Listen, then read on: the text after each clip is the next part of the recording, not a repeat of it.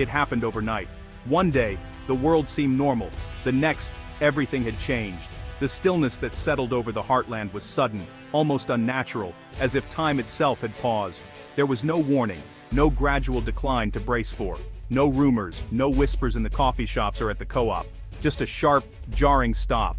One day the American soybean industry was a global powerhouse, feeding nations and fueling economies. The next, it was crippled, brought to its knees by forces beyond the control of any one farmer or community. The headline hit like an obituary. America's soybean juggernaut grinds to a halt. It was more than news. It was a death knell echoing through every farmhouse and small-town street. For generations, rural life pulsed to the rhythm of planting and harvest. The seasons shaped not just the land, but the lives and dreams of those who worked it. Families built their futures on the promise of the next crop. Now, an eerie silence has fallen over the heartland. The familiar hum of tractors and grain dryers is gone, replaced by a heavy, unsettling quiet. The scale of the collapse is staggering. Billions of bushels, suddenly worthless. Mountains of soybeans sit untouched, their value erased in an instant. The halt of exports to our largest buyer was a full stop, not a negotiation. Trains that once rumbled with promise now sit idle, and gates that welcome the world are locked tight. Imagine building the world's most efficient factory, only to have your only customer vanish overnight. All that investment, all that ingenuity, suddenly rendered useless. That's what happened to soybean farmers across the Midwest. Fields that once symbolized prosperity now stand as reminders of uncertainty. The infrastructure, the knowledge, the hard work, all became worthless in a flash.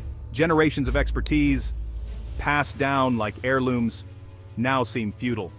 Futures markets crashed, contracts were canceled, and farmers' life's work lost value overnight. Phones rang with bad news, and screens flashed red with falling prices. This isn't just Wall Street's problem, it's Main Street's crisis. Every closed storefront tells a story of a family, a dream, a community in peril. The shockwave rolled through small towns, silencing diners, feed stores, and banks. The places where neighbors gathered now stand empty, their doors shut tight. Every business is connected to the health of that bean. From the mechanic to the grocer, everyone feels the loss. The silence isn't just the absence of machinery, it's the absence of hope. It's the sound of dreams deferred, of futures put on hold. A deep, gut-wrenching uncertainty has settled over the land. Questions hang in the air. What comes next? How do we rebuild? The music has stopped, and no one knows when, or if, it will play again. The laughter, the celebrations, the sense of community, all have faded into memory. The heartland is holding its breath, waiting for a sign, a spark, a reason to hope once more.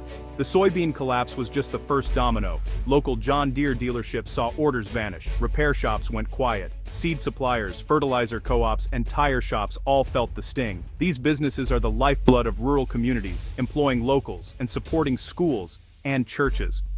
As revenue dried up, layoffs began, and Main Street's vibrancy faded. Banks, deeply tied to farm loans, suddenly faced high-risk debts. Generational relationships were tested as bankers discussed foreclosures with neighbors. The cycle was vicious: closed businesses, lost jobs, shrinking tax base. Schools, roads, and fire departments all suffered as funding evaporated. The crisis that started in a soybean field now touched every corner of the community. The unraveling was slow, painful, and deeply personal. A way of life was coming undone. The real story of American farming is told at kitchen tables, not in boardrooms or on Wall Street. Here, in the heart of the home, families gather before dawn, their hands wrapped around coffee mugs, their eyes scanning paperwork that holds the fate of generations. For families who farmed for generations, the numbers on the ledger are more than just figures, they're a living legacy. Each entry tells a story of hard work, sacrifice, and hope for the future. The weight of history sits heavy on every page. But now, that promise feels broken. The security that once came from the land has been replaced by anxiety and doubt. The kitchen, once filled with laughter and plans, is now a place of worry. Dave, a third-generation farmer, put it simply: "We always knew farming was a gamble, but this isn't a dip, it's a vanishing act." The stress is relentless, pressing down day after day with no end in sight. Every call could be a creditor. bringing more bad news or demands for payment that can't be met. Every letter that arrives might be a default notice, a reminder that the bills are piling up faster than the crops can grow. Conversations that once centered on college funds and dreams for the next generation now shift to tough choices. What can be sold? What must be sacrificed? The family debates which equipment to sell, knowing that every piece lost is another step away from the life they've always known. Proud, self-reliant people now face a terrifying vulnerability. The strength that built the farm is tested by forces beyond their control: weather, markets, and mounting debt. Even the youngest children sense the tension. They may not understand the details, but they feel the fear in their parents' voices and the heaviness in the air. The dream of passing down the farm, of keeping the land in the family, is fading. Old photos on the wall are a reminder of what's at stake. Young people, once trained for a life on the land, now consider futures far from home. The pull of the city grows stronger as hope for the farm dims. The crisis isn't just killing a business, it's killing a dream. Empty barns and silent fields echo with the loss of generations' work. The family legacy, built over decades and centuries, is at risk of ending here. The tools and traditions passed down may have no one left to receive them. The pain is both financial and emotional. It's the heartbreak of watching a way of life slip away, of comforting each other through sleepless nights. The farm is more than a job. It's an identity, a connection to the land and to each other. Every handful of soil is a piece of their story. Now that identity is under threat. The fear of foreclosure looms, and the fields that once promised abundance now seem empty. The future is uncertain and hope is hard to find. Storm clouds gather, both literal and metaphorical, casting long shadows over the land. Yet even in the darkest times, the fight for survival is deeply personal. For these families, giving up is not an option. Their resilience is rooted in the soil itself, and the struggle continues. One day, one season, one hope at a time. At the edge of town, grain elevators stand silent, monuments to a broken supply chain. The roar of engines and hum of grain have vanished. Silos are full, but the crop is worthless. Semi-trucks, once the lifeblood of transport, sit idle. Drivers like Frank are out of work. Truck. Unnamindayan Ferdinand. Moving. I am not earning. The Mississippi's barge traffic has plummeted. Ports are eerily quiet. High-skilled jobs, longshoremen, crane operators are disappearing. With storage maxed out, farmers resort to risky, temporary solutions. Grain quality degrades as it sits, losing value by the day.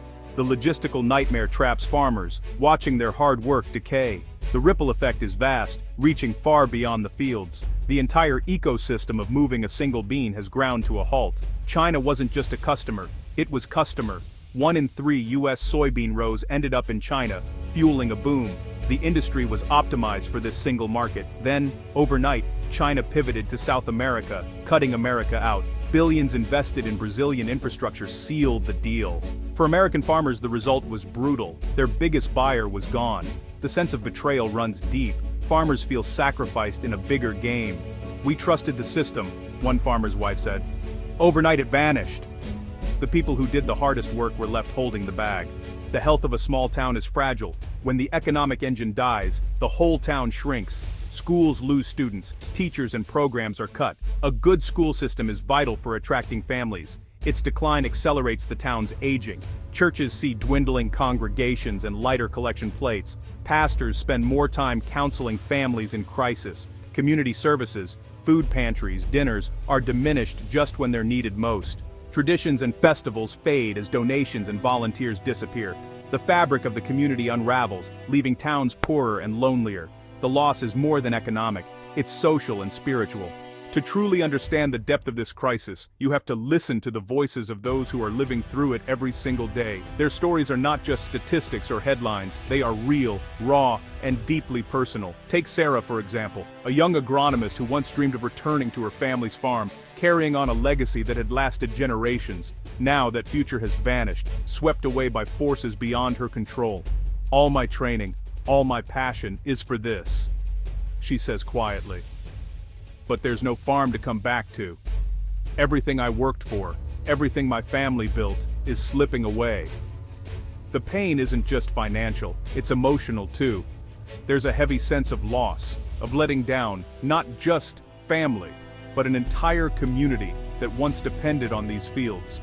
Town leaders gather in community halls, searching for answers, but often feel powerless as they watch friends and neighbors lose everything they've worked for. Even Main Street businesses like Maria's Diner are feeling the impact. The morning crowd, once lively and full of laughter, is now half what it used to be. The empty seats are a silent reminder of families who have left or can no longer afford to eat out. Conversations that once revolved around weather and new equipment now focus on banks calling in loans and the fear of losing everything. The optimism that once filled these rooms has been replaced by worry and uncertainty. The uncertainty is the hardest part, a constant hum of dread that never quite goes away. Every day brings new questions, but few answers. If it was a drought, you know the rain will come eventually, one farmer says. But this, we don't know if the market is ever coming back. We don't know if we'll ever recover. Farmers are left wondering what to plant, or if they should plant at all. Each decision feels like a gamble, with their livelihoods hanging in the balance. The fear of not surviving another year is real and ever-present. Every day of waiting, every sleepless night seems to pull them deeper into uncertainty. The weight of not knowing what tomorrow will bring is almost unbearable. The not knowing is eating them alive. Families sit together in silence, each person carrying their own worries, afraid to voice them out loud. The crisis feels like a storm that just won't pass, a relentless, unending threat hanging over every home and field. The future, once filled with hope and plans, now feels like a giant question mark. Dreams are put on hold, and the path forward is shrouded in fog. The waiting is the hardest part. Every sunrise brings another day of uncertainty, and every sunset, another night of worry. For these families, hope is fragile, but it's all they have left. To outsiders, soybeans are just a commodity. For farm families, they're an identity, a legacy. Losing the farm means losing a connection to past and future. The weight of legacy is heavy. No one wants to be the generation that fails. My great-grandfather started this farm with nothing, one farmer said. To lose it now feels unbearable. Farmers did everything right, but forces beyond their control broke them. The loss is cultural too. Knowledge and tradition passed down for generations are at risk. When the next generation leaves, that wisdom is lost forever. The crop may be soybeans, but the real harvest is a way of life. That way of life is withering on the vine. Despite the despair, there's a quiet resilience here. People help each other, sharing hay, organizing potlucks, fixing trucks on credit. This social fabric is the true wealth of these communities. Innovation is born from desperation, new crops, niche markets, direct sales. Farmers talk of forming cooperatives, building their own processing plants. It's risky, but it's a sign of life, a refusal to accept defeat. No one knows what the future holds, but the spirit here is unbroken. The work is hard, the days are long, and the rewards uncertain. But the heartland's grit and integrity endure. They've been knocked down, but they're not out. They'll get back up, dust themselves off, and keep building a future. One day at a time, hope persists.